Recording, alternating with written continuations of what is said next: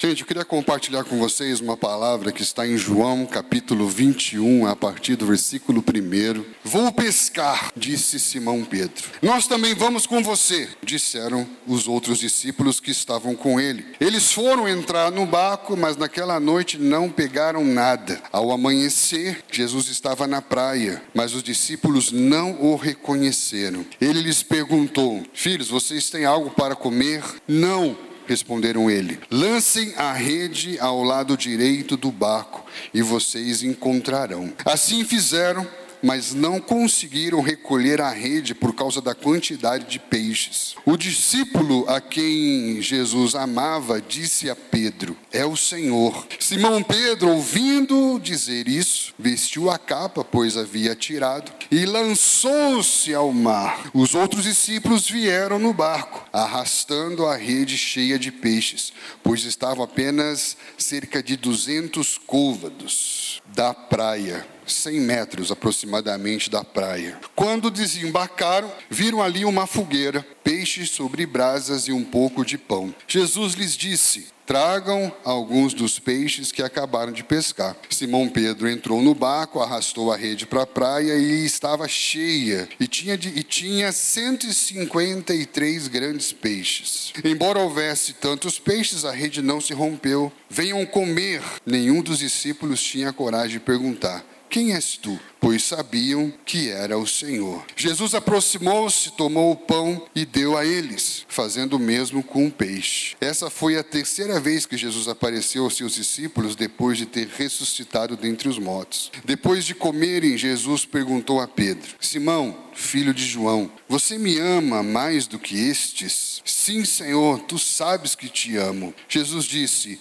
cuide dos meus cordeiros, ou apacente as minhas ovelhas. Novamente Jesus disse: Simão, filho de João, você me ama? E ele respondeu: pastorei as minhas ovelhas. Pela terceira vez ele disse: Pedro ficou muito triste, porque Jesus lhe perguntou pela terceira vez: você me ama? E ele disse: Senhor, tu sabes as coisas e sabes que eu te amo. Jesus lhe disse: cuide das minhas ovelhas. Em verdade lhe digo que quando você era mais jovem, se vestia e ia para onde queria. Mas quando for velho, estenderá as mãos e outra pessoa o vestirá e o levará para onde você não quer ir. Jesus disse isso para indicar o tipo de morte com a qual Pedro glorificaria a Deus. Então lhe disse: siga-me. Repita comigo: siga-me. Essa palavra tem uma expressão que se repete 3 vezes, e é sobre essa expressão que eu quero pensar com vocês aqui nessa noite. Pedro, tu me amas? Algumas coisas são bem legais nesse contexto. Por isso que eu li todo o texto. Porque quando você lê o contexto, você consegue ver a palavra. A grande sacada não é ler o livro, mas ver a palavra como se você assistisse um filme. Você vê, entrar dentro, perceber. E aqui, quando você lê o contexto todo, você vai perceber que quando ele se encontra agora com Pedro, depois da ressurreição, esse cenário pós-ressurreição, esse cenário que fala de uma nova realidade, é o mesmo cenário em que Jesus encontrou com Pedro da primeira vez. Vocês perceberam isso? Qual era o cenário de quando Jesus encontrou com Pedro pela primeira vez em Mateus capítulo 4? Eles estavam pescando, e estavam numa pesca muito ruim. E aí então Jesus pede o barco e fala para ele: lance a rede ali. E eles lançaram a rede e tiveram uma pesca maravilhosa. E naquele momento foi quando eles receberam o chamado pela primeira vez. Olha que lindo. Ele recebeu o chamado pela primeira vez. Um chamado que tem 2 momentos: vem e siga-me. Quando ele fala vem, ele está tirando você de um lugar e colocando você em outro lugar. O vem é a experiência libertadora. É quando ele chama você para fora de onde você estava para experimentar uma outra realidade. Vem é a libertação. Só que nem todo liberto sabe viver livre. Então como que eu vou aprender a viver livre depois que sou liberto? Siga-me. anda comigo, veja como eu ando. Então foi para a liberdade que ele nos libertou. E muita gente é liberta, mas não passa pelo processo de andar com Jesus para aprender a viver livre. Então ele sai ele é liberto de uma série de situações e depois, por não saber viver livre, ele continua cativo dentro de uma outra prisão chamada religião. Logo, ele nunca sabe viver livre, porque ele nunca conhece Jesus de verdade. O que é mais fácil? Você adotar uma lista de regras ou construir um relacionamento? Estão entendendo, queridos? A religião tira a primeira coisa que Deus deu para o homem quando criou. Você pode desfrutar de tudo livremente. Você pode comer de tudo livremente. A primeira coisa que a religião tira de você é a liberdade. Porque quando você é liberto, você precisa aprender a viver livre. E aprender a viver livre significa saber lidar com os seus próprios erros. E o que nós vamos ver durante esses próximos anos que Jesus vai andar com Pedro é ensinar Pedro como viver livre. E nesse processo, você tem que deixar Pedro aprender a lidar com seus próprios erros. E se tem uma coisa que a religião não ensina e não perdoa, são erros. Porque ela cria um padrão exterior, baseado na imagem, baseado no que parece. Por isso que você precisa sempre querer aparecer para continuar parecendo aquilo que você não é. É isso que a religião faz. Jesus diz: vem e siga-me. Eu te liberto e vou te ensinar a viver livre, porque foi para a liberdade que ele nos libertou. Mas qual é o problema de andar livre? Quando você é chamado, você nasce de novo. E você nasce de novo um bebê espiritual. Ninguém nasce pronto, ninguém nasce maduro. Estão entendendo? E o problema é que quando nós temos uma experiência de fé, nós não temos paciência com os nossos próprios erros. E nós queremos sabotar os nossos próprios erros. E nós adotamos o kit gospel, que é um jeito de vestir, um tipo de música de ouvir, um tipo de Bíblia GG para comprar, um tipo de maneira de se comportar, um tipo de grupo para ir, um tipo de dízimo para dar. Você adota todo um padrão cerimonial de fora para dentro, como se isso representasse aquilo que Deus tem para você. Não é. De fora para dentro é rápido, mas não é sustentável. Não dura, porque uma hora o que está dentro de você vai vir para fora. Agora, de dentro para fora é lento, mas é para sempre. E Jesus vem tendo paciência e trabalhando com a vida de Pedro. A prova disso é que há uma concordância teológica de que há uma intencionalidade de Jesus em perguntar 3 vezes para Pedro se ele o amava. Quantas vezes Pedro negou Jesus? 3. E eu quero aqui pensar junto com vocês. O que é o conhecimento? É quando você adquire uma informação e simplesmente reproduz ela. Compreensão é quando você entende o conhecimento que você recebeu e você começa a trabalhar com esse conhecimento até que você implemente ele. Então eu não quero que você seja papagaio simplesmente repetindo o que você ouve. Você tem que pegar esse conhecimento, você tem que olhar para o contexto, você tem que perguntar, você tem que comparar, você tem que perceber o que está acontecendo no todo. Por quê? Porque eu ouvi a vida toda que Pedro negou Jesus porque teve medo. Pedro estava seguindo Jesus de longe. Não siga mais Jesus de longe, porque se você segue Jesus de longe, você vai ter medo e você não vai querer se revelar ao mundo e você vai negar Jesus. Quem já ouviu isso aí já? É verdade, mas o texto não fala isso. Jesus está no momento em que vai ser entregue. O que Pedro faz? Sai correndo? Levanta uma espada. Ele é mais quantos? Mas ele não é medroso? Ele é mais quantos? Sozinho, levanta uma espada, vai para cima dos soldados, corta a orelha do soldado, a orelha cai, aí Jesus vai, pega a orelha, cola a orelha, fala: calma, Pedro! Você pode ter a revelação mais incrível de Jesus. Isso não quer dizer que você já entendeu ela. Você tem que ter paciência com o teu processo. Pedro teve a maior revelação do Novo Testamento, dizendo: tu és o Cristo, o Filho do Deus vivo, e sobre a revelação de quem você é, vai ser edificada uma igreja. É o que Jesus falou com Pedro ali. Coisas altas, chaves do reino, portas do inferno, edificação da igreja, fundamento, revelação. No mesmo capítulo, alguns versículos depois, o mesmo cara que teve a maior revelação do Novo Testamento, quando Jesus falou que ele estava pronto para a sua hora, para glorificar o Pai por meio da sua morte, da sua ressurreição, Pedro disse: ainda que todos, não te abandonarei, por ti darei a minha vida. Isso jamais acontecerá com você. Nessa hora, Jesus disse o que para ele? Ele acabou de ser uma pedra de edificação sobre o fundamento chamado Cristo. Agora você se tornou para mim uma pedra de tropeço. Você não é uma pedra que está dentro do que eu estou construindo. Você é uma pedra que está no meio do meu caminho, me impedindo de construir o que eu vim para construir. E ele repreendeu Satanás nas palavras de Pedro, porque você não está cogitando os pensamentos de Deus. Ele acabou de ter uma revelação. Não foi homem que te revelou, foi meu pai. Agora no mesmo capítulo, cara, ele já deixou de ouvir Deus, começou a se mover pela paixão, e a paixão é burra, e aí ele já começa a cogitar segundo o seu coração apaixonado,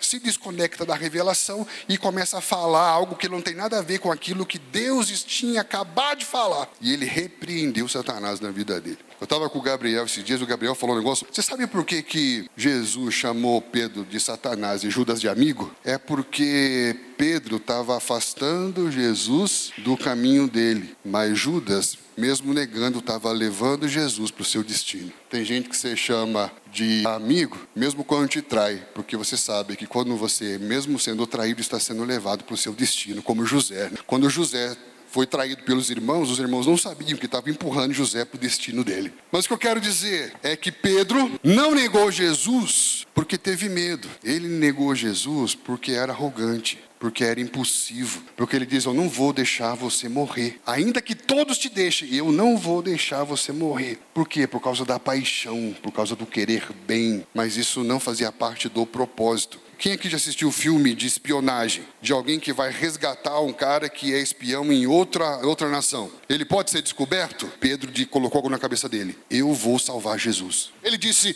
você não vai morrer. Então ele disse: eu vou salvar o Salvador do mundo. Eu vou salvar Jesus. Ele começa a ter que chegar perto de onde Jesus está, para, sei lá, na cabeça dele, pegar Jesus, sair correndo. Eu não sei qual era o plano de Pedro. Eu só sei que ele disse: você não vai morrer. E aí ele nega, não porque tem medo, ele nega porque não pode ser descoberto. Por quê? Porque sozinho ele levantou espada, e ele lutou, e ele defendeu Jesus. Ele estava na cabeça dele que eu sou aquele que vai salvar Jesus. Porque ainda que todos abandonem ele, eu não vou. Porque eu amo Jesus, eu não quero que ele morra. Por isso que é importante você entender. Pedro não negou Jesus. Pedro negou o propósito de Jesus. Por quê? Porque era imaturo. E ele precisava aprender. Jesus disse: siga-me. Por isso que esse encontro é sensacional. Porque Jesus aqui não veio para jogar na cara de Pedro que Pedro tinha errado. Aqui Jesus já estava ressurreto. Ele veio só para se certificar de que Pedro tinha aprendido a lição. Pedro empreendeu energia, força, porque ele achou que ele podia lutar contra o propósito de Deus. Só que em João 12, quando Jesus está nas suas últimas palavras, ele diz: o que direi agora? Direi: Deus, salva-me desta hora, mas se eu vim para o propósito desta hora, vou glorificar o teu nome. Jesus sabia que ele viria para aquela hora, e Pedro queria salvar ele daquela hora, que ele tinha que viver aquela hora. Estou entendendo? Então Deus tem propósito, mas você às vezes é tão impulsivo que a gente quer mudar o plano de Deus, porque parece que eu quero que o reino venha, mas que ninguém precisa morrer. Eu quero o reino de Deus sem cruz. E a gente é movido mais por paixão do que por discernimento, por compreensão. Pedro negou o propósito 3 vezes. Quando o galo canta, ele é vencido pelo propósito. Sabe por que às vezes a gente se sente tão cansado, esgotado? Há uma grande lição aqui. Jesus disse uma vez: vinde a mim, vós que estáis cansados, sobrecarregados, e eu vos aliviarei.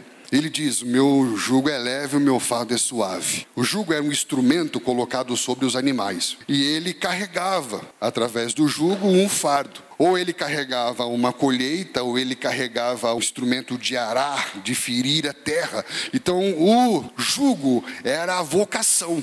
Eu estou colocando sobre a sua vida uma vocação de você arar a terra, de você carregar o fruto da terra. Então essa era a vocação que era colocada sobre ele. Estamos juntos? Jesus diz: o meu jugo é leve e o fardo é suave. Não existe o jugo PP ou M. Então por que o dele é leve? Se é tudo do mesmo tamanho. Tem a ver com o jugo ou tem a ver com a forma como eu recebo o jugo? Se esse animal recebe um jugo que é a vocação, que ele tem que fazer, e ele luta contra aquilo, uma hora ele vai ser vencido. E quando ele é vencido pelo jugo, ele está o quê? Cansado. E aquilo que ele tinha que fazer vai ser bem mais pesado se ele tivesse simplesmente se rendido ao jugo. Pedro se cansou porque lutou contra o propósito, lutou contra aquilo que Deus tinha colocado sobre a vida dele, sobre a vida de Jesus. E isso só cansou ele, mas fez parte do seu processo de aprender a viver como um homem livre. O que Jesus está dizendo? O meu jugo é leve, meu fardo é suave. Por quê? Porque eu não luto contra o processo. Eu me rendo confiando que a vontade do meu Pai é a vontade perfeita para mim. E Ele vai levando Pedro para esse encontro. E o que é sensacional nesse encontro? É que nesse encontro, Pedro não ficou paralisado pela culpa por causa dos seus erros durante a caminhada. Eles estavam pescando. É como se ele estivesse reconstituindo um filme. Sabe quando parece que você já passou por aquilo? E aí você diz, cara, a gente tem uma história. Às vezes a gente comete alguns erros, a gente passa por algumas situações que a gente, por impulso, acaba lutando contra o propósito de Deus para a nossa vida. E aí a gente pensa em abandonar, em desistir. Muitos falam que Pedro voltou para a sua zona de segurança. Ele voltou para aquilo que ele fazia antes de conhecer Jesus, pescar. Por quê? Porque aquele era o habitat dele, era aquilo que ele estava acostumado a fazer antes de conhecer Jesus. E de repente parece que Jesus não estava mais com ele. De repente ele está naquele lugar e vê Jesus, e vê pouco peixe, e vê a mesma palavra, e vê o mesmo milagre. Ele fala, cara, a gente tem uma história. Um erro não apaga uma história. Pedro tinha uma história com Jesus. Sabe o que são discípulos? São pessoas que têm uma história com Jesus. Ele tinha uma caminhada com Jesus. E naquele dia, aproximadamente 3 anos depois, ele estava no mesmo lugar, viveu a mesma experiência. Só que ele já não era mais o mesmo, Jesus já não era mais o mesmo, porque agora Jesus estava ressurreto. E aí a hora que ele está pescando, e João dá um toque nele e fala assim, cara, você não percebeu não? É Jesus. O que Pedro fez? Ele ficou paralisado pela vergonha, ficou paralisado pelo medo, ficou paralisado pela culpa. Não, mas como que eu vou olhar para ele de novo? Como que eu vou falar com ele? O que ele fez? Ele não teve nem paciência de esperar o barco chegar a 100 metros. Ele pulou na água e correu para encontrar com Jesus. Não há condenação e nem culpa para aqueles que estão em Cristo Jesus. Quando Pedro chorou, um choro amargo do arrependimento por não ter entendido o propósito, mesmo que Jesus não estivesse do lado de onde Jesus estava, ele ouviu, ele viu. Augusto Cury fala algo muito interessante. Ele fala sobre você reescrever memórias com novos momentos. Então, se você tem uma situação que te gera uma memória ruim, você vai para aquela mesma situação e você reescreve uma nova memória. Se você teve uma memória ruim numa experiência com um filho andando de carro por causa de um acidente, você vai e tem a melhor viagem da sua vida andando de carro com o seu filho. Você reescreve uma memória, você redime uma memória. Estão entendendo? É como se o mesmo Pedro que falou não 3 vezes para o propósito de Jesus, agora ele diz 3 vezes sim. É como se ele estivesse reescrevendo uma memória, redimindo uma memória, restaurando toda e qualquer dúvida de que Pedro estava dentro do jogo e que Jesus nunca, jamais pensou na possibilidade de não ter ele no time. É um dia de reescrever memórias, um dia de ouvir palavras, de reviver encontros, de acordar, de despertar, de fortalecer. Ele vai perguntar 3 vezes, Pedro, tu me amas? Na primeira vez ele fala, Pedro, você me ama mais do que eles? Não é do feitio de Jesus fazer esse tipo de comentário, porque ele mesmo disse, enquanto os discípulos bebês estavam aprendendo a andar com ele e dando liberdade para os discípulos errando, diga para a pessoa que está ao teu lado, Jesus não tem nenhum problema com os seus erros. Você tem, Jesus não. Diga para ele, você muda com Jesus quando você erra, mas Jesus nunca muda com você. É isso que ele está dizendo aqui. Ah, Jesus não fala mais comigo. Não, cara, é você que parou de falar com ele. Por quê? Porque você só lembra do que você fez e não lembra do que Jesus fez. Eu acho sensacional. Jesus não toca no assunto. Jesus só diz, tu me amas? E aí pergunta primeiro, você me ama mais do que eles? Jesus falava que o maior é o que serve. Para de ficar com esse rolê de um querendo ser maior que o outro. Não era do feitio dele. Mas por que ele fala, você me ama mais do que eles? Porque lá no começo ele fala, ainda que todos te abandonem, eu jamais. Percebe que o problema de Pedro não era fraqueza, era força. Estamos juntos? Sabe qual é o problema da sua geração? A sua força. Nós não precisamos de uma geração poderosa. Precisamos de uma geração que tem autoridade espiritual. Dinheiro dá poder, fama dá poder, mas só Deus dá autoridade. Pessoas que surfaram no poder, deslizaram no próprio poder que buscaram. Nós precisamos de autoridade para saber lidar com o poder. Pedro era poderoso, impetuoso, como um trovão. É como uma Ferrari sem freio. Estão entendendo? É como muita força, sem limite, sem controle, sem domínio. E o que Jesus vai fazer durante o processo de discipulado? Ensinar Pedro. Como? Pondo limite. Ensinando ele a lidar com os próprios erros. A perceber as próprias falhas. E entender, cara, lembra que você falou que você era poderoso? Que ainda que todo mundo você jamais. Então, você me ama mais do que eles? Cada sim que Pedro dava era como se ele estivesse reescrevendo uma memória. Presta atenção, querido.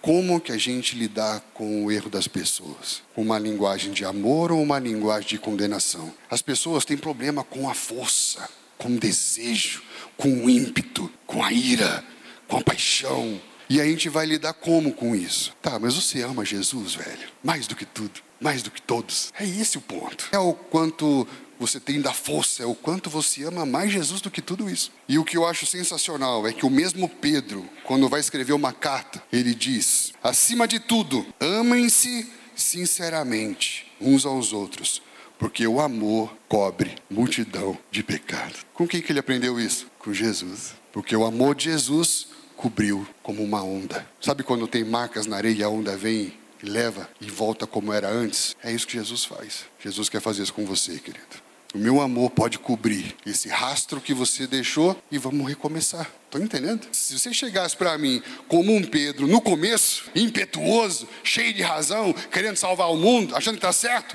eu ia dizer, velho, fica sentado um pouquinho. Mas ele chegou para mim dizendo, cara, eu errei, quero recomeçar. Eu falei assim, pronto. A palavra diz, lembra-te, pois, de onde? Se você lembrou e voltou, é só recomeçar, irmão. Tu me amas? Tu sabes que eu te amo. Então vamos embora. Amém, querido? A gente fica tentando conter com a nossa própria força, como Pedro, levantando espadas e lutando contra o próprio desejo, se martirizando. Aí Jesus tem que deixar você ir até esse lugar para ser vencido pelo propósito e dizer, não é por força. Tu me amas. Você me ama mais do que tudo isso? Você me ama mais do que isso que hoje na sua vida você considera uma fraqueza, a sua dificuldade, a sua área de crise. Você me ama mais. E quanto mais nós vamos expressando isso, mais nós vamos sendo curados. Mais essa onda de amor vem quebrando sobre nós e mais aquilo que estava escrito na areia vai se apagando. E a gente vai entrando por esse caminho de Pedro. Você não é os seus erros. Seus erros não te definem. Jesus não mudou. E Ele te pergunta hoje, você me ama mais do que isso? Se você nessa noite diz, Senhor, tu sabes que eu te amo mais do que isso. Eu não sou isso.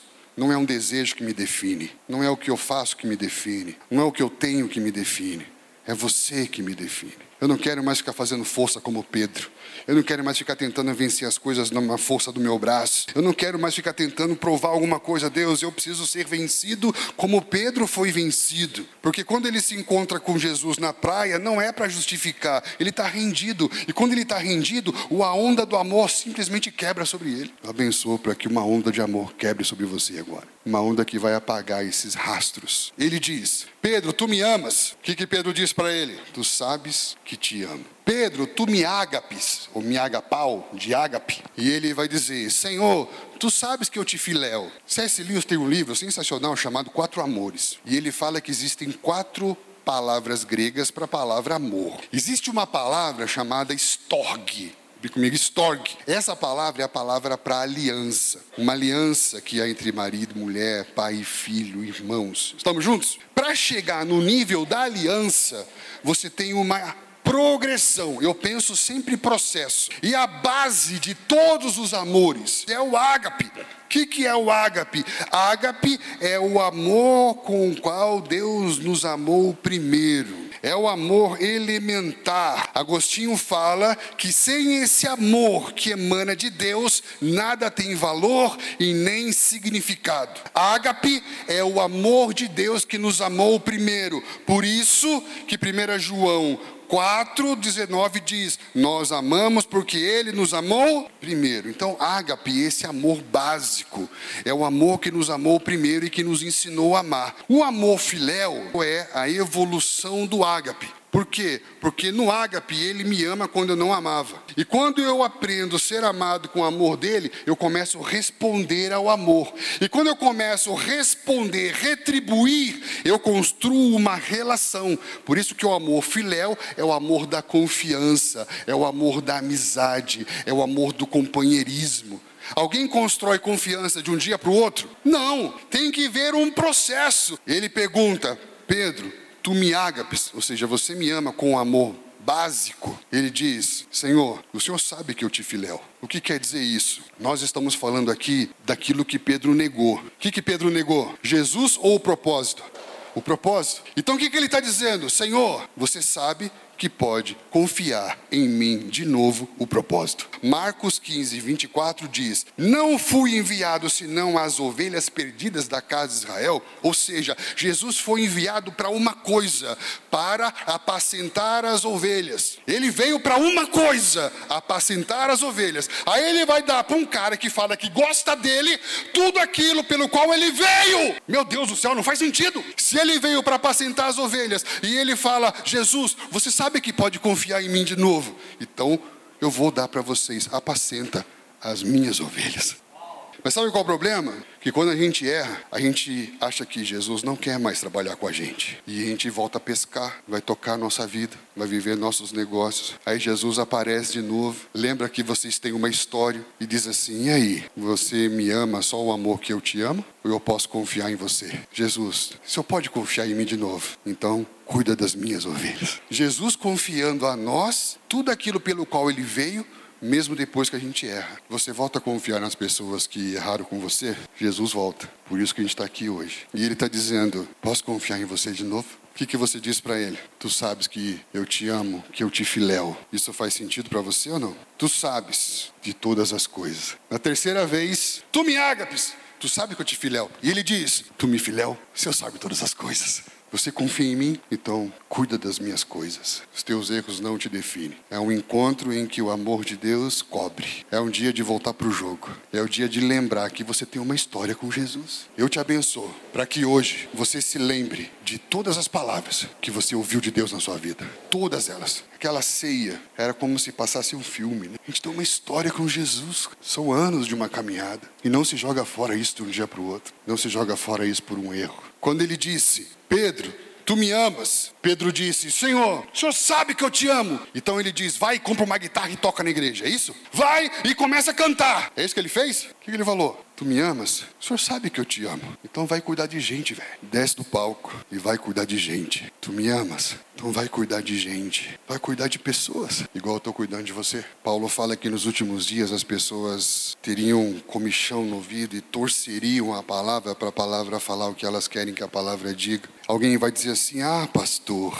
mas como que eu vou amar o outro se eu não me amar primeiro? Eu preciso primeiro me amar, para que depois eu ame o próximo. Aquele que não se ama, não conhece a Deus. Se você fala que você tem que primeiro se amar, para depois amar o próximo, a Bíblia diz que aquele que não ama, não conhece a Deus. Porque Deus é amor. Se eu não me amo, o que eu estou dizendo? Que eu não conheço a Deus. Por quê, querido? Porque esse amor é o amor que é a base de todos os outros amores. O amor ágape, esse amor essencial, esse amor fundamental. Nós amamos porque Ele nos amou primeiro. A capacidade de amar é habilitada pelo amor de Deus em nós. E o que ele está dizendo? Que a ideia de amar a si mesmo dentro do mandamento não é endossar egoísmo e narcisismo religioso. O cara que só se vê e olha para o outro e vê ele no outro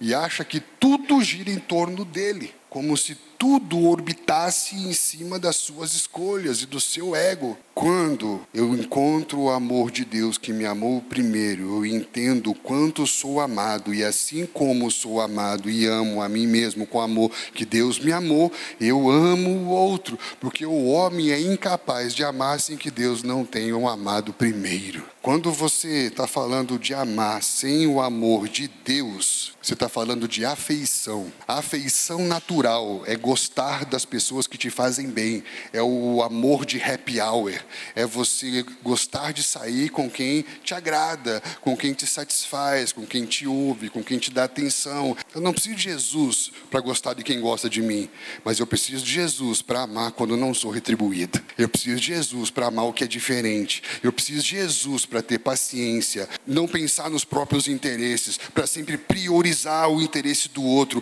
C.S. Lewis vai dizer que o ágape, ele purifica e eleva todos os outros amores. O eros sem ágape é apenas o que? Amor egoísta, possessivo, animal, sexual, venal. Agora, quando você põe ágape no eros, é o olhar no olho, é o unir-se com, ele te joga lá para a aliança.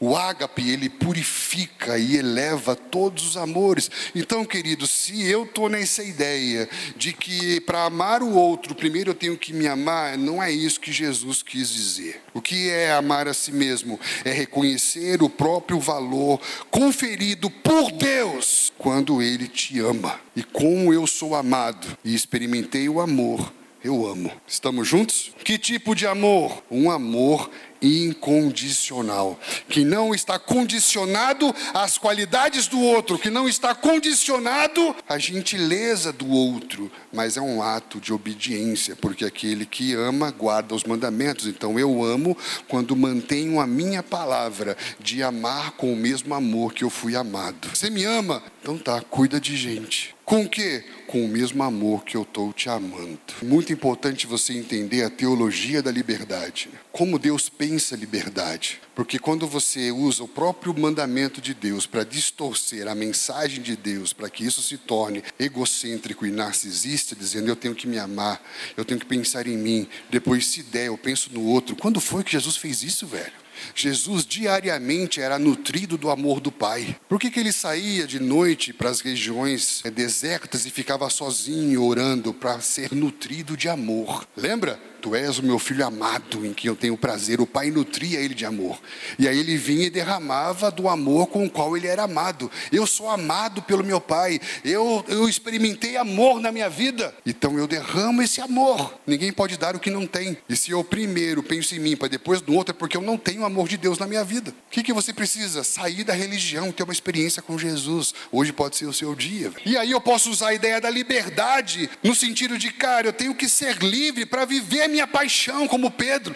Pedro era pura paixão. Pedro era puro ímpeto. E para muitos, ser livre é viver isso, cara. Meu desejo me define. O que eu sinto me define. O que eu quero é o que eu busco. E eu tenho que ser feliz, custe o que custar. Só que como que a palavra vai definir amor? 1 Coríntios 10, 23. Todas as coisas são lícitas, mas nem todas convêm. Todas são lícitas, mas nem todas vão fazer bem para você. Nem todas vão edificar, nem todas vão construir, nem todas vão desenvolver, nem todas vão fazer você crescer como ser humano, como pessoa, como homem, como mulher. E ele continua: ninguém busca o seu próprio interesse, mas sim o de outro. O que tem a ver liberdade com não pensar em mim mesmo e sim pensar no interesse do outro? Presta atenção, porque se alguém diz que ser livre é fazer o que eu quero, o que eu desejo, o que eu sinto, o que eu posso, ele não é livre. Ele é escravo do que ele deseja, do que ele pensa, do que ele quer, do que ele pode. Quem que é livre? Alguém que tem a capacidade, a autoridade de poder falar não para si mesmo e sim para o outro. Jesus ensinou liberdade porque, sendo Deus, abriu mão pelo outro. Isso é liberdade.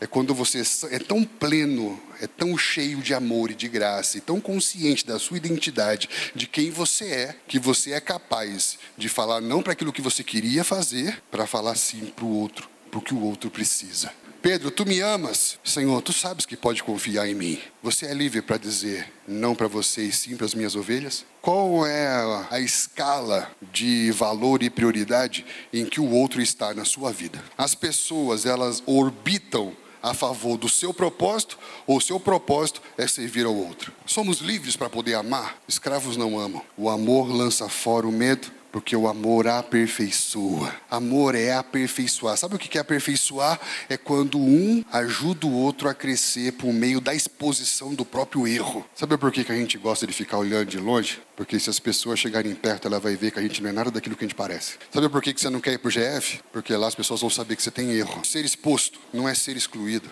Pedro foi exposto, mas quando foi exposto, não foi excluído.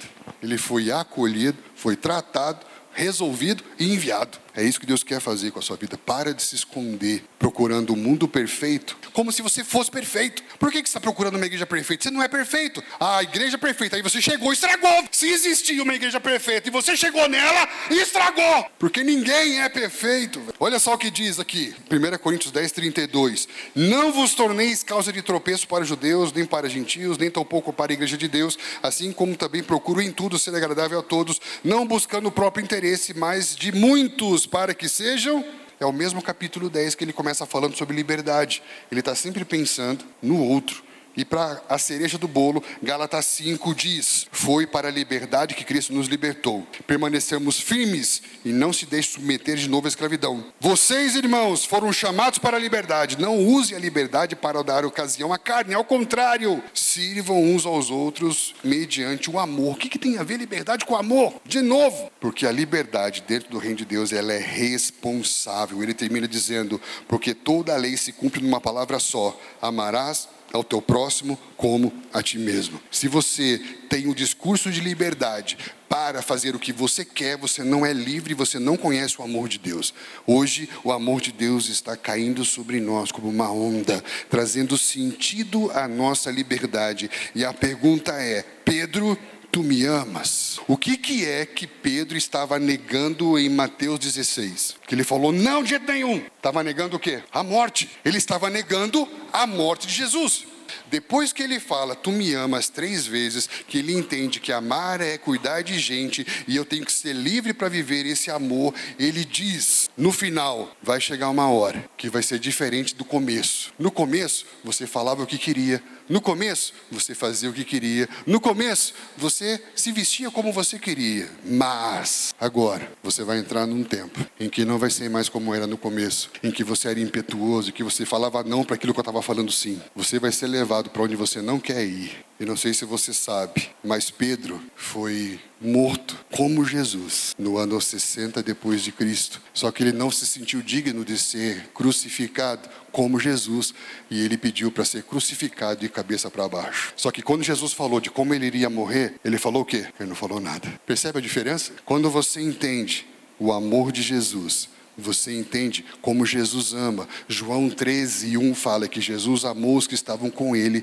Jesus amou até o fim. Até onde você está disposto a ir? E ele deu as últimas palavras dizendo, fique em Jerusalém, porque vocês vão ser cheios de Espírito e vão ser testemunhas até os confins da terra, até o fim do mundo. Pergunta, quem foi o cara que se levantou e cumpriu todo o propósito de Deus que foi proclamado? Pedro. Em uma mensagem, cheio do Espírito, 3.000 pessoas se converteram. Logo depois, coxos foram curados. E subiu o número de 3.000 para 5.000. E ele começou até a desafiar as autoridades. Cheios do Espírito Santo, a sua sombra começou a curar pessoas. Foram presos e anjos abriam as cadeias. Esse foi Pedro, velho. Depois que ele foi restaurado pelo amor de Jesus, viveu coisas extraordinárias. E aí, tu me amas? Não é o teu erro que te define, não é a tua paixão, o teu desejo, as suas coisas que te definem. Eu disse para você quem você é. Tu és Pedro. Pedro, tu me amas? Então volta, cuida das minhas ovelhas. Então volta. Tanta gente, tantas ovelhas cansadas, aflitas, exaustas, sem pastor. Pai, levanta mais trabalhadores. Então volta. Ao invés de procurar um lugar que te ame, escolha um lugar para amar, para servir. Ao invés de ficar escolhendo pessoas ou lugares que te amem, que amem você, escolha amar como Jesus fez. Assim como Jesus deu a sua vida por nós, que possamos dar a nossa vida pelos nossos irmãos. Então volta.